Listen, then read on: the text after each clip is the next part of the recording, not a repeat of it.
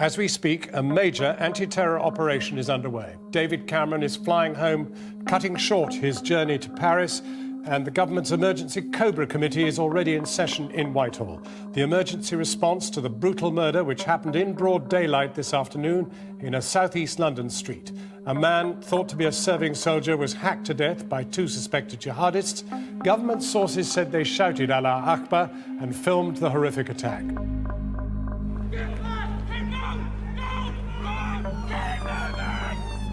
Everyone was running. I've never seen anything like it. You are all police in the area. How clear do I need to be? Move out of this area! Clear! Get away!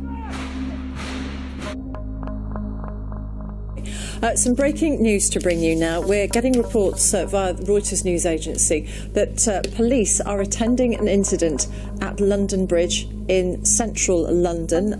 We understand that these police officers are armed, and there is a report to suggest that London Bridge station is closed. That's Reuters quoting London Transport. Well, we can speak now to Holly Jones, who's a BBC reporter. Holly, tell us where you are and what you can see. Yes, hello. I'm currently on London Bridge at the moment. I'm on the right-hand side, facing away from the Shard. About 10 minutes or so ago, a white van driver came speeding, probably about 50 miles an hour, veered off the road into the crowds of people that were walking, pedestrians walking along the pavement. He swerved right round me and then hit about 5 or 6 people. The death toll from this afternoon's Sheffield Soccer Stadium disaster stands at 93, all of them Liverpool football fans. And 22 of the 200 injured are tonight in intensive care. The worst disaster in British sporting history happened at the start of the FA Cup semi-final between Liverpool and Nottingham Forest. Police opened a 16-foot wide gate to relieve what they called the life-threatening pressure of fans outside the ground. And 3,000 of those fans poured onto a terrace, crushing those already there. The Football Association has already launched an inquiry. The government has ordered an urgent report. The Queen said she was shocked and saddened and offered her deepest sympathy to the bereaved and the injured. Very warm welcome to BBC News, and let's take you straight away to that breaking story now.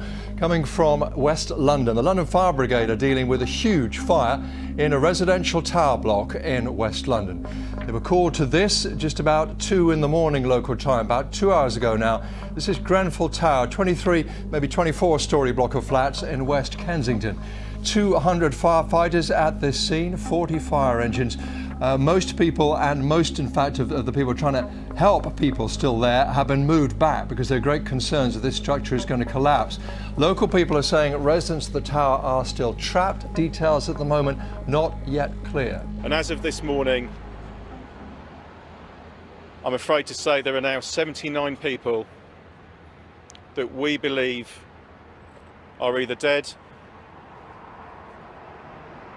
or missing, and I sadly have to presume are dead. Of that 79, we have formally identified 5 people. We are supporting the families and loved ones of each of those 79. Well, at 20 minutes to 5, we can now say the decision taken in 1975 by this country to join the common market has been reversed by this referendum to leave the EU. We are absolutely clear now that there is no way that the Remain side can win. It looks as though the gap's going to be something like 52 to 48, so a 4-point lead for leaving the EU.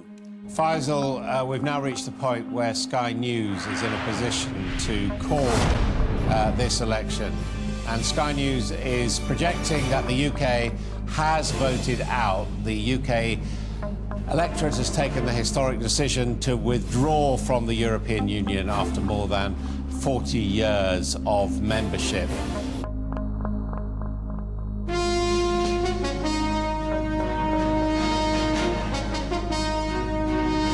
From ITN News at 10 with Trevor McDonald. The class that died, massacred by a crazed gunman. Parents in anguish as the grim news spread. The killer was a local man with a known grudge.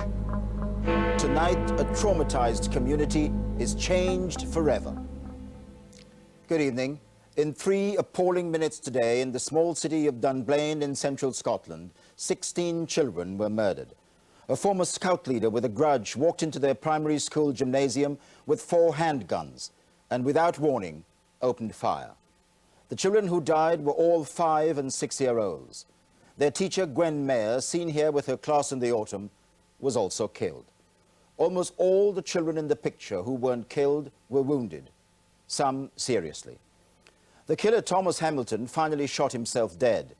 He was known to the authorities as an unstable loner, and schools had been warned not to let him onto their premises.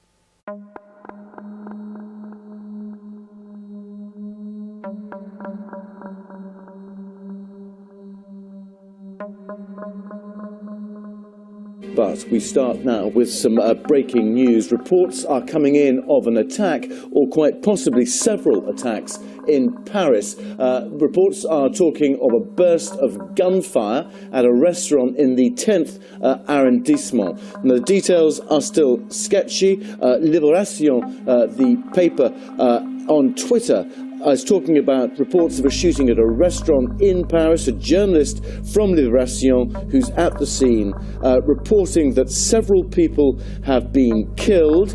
He called it a nightmare. We have no confirmation at this point. Police are reported to be rushing to the scene near the Place de la République in the 10th arrondissement. We are trying to get through eyewitnesses, but social media beginning to report a shooting at a restaurant in the 10th arrondissement, close to the canal near la Place de la République. Some reports saying several people have been killed. A journalist with the Libération newspaper tweeting that the scene is a nightmare.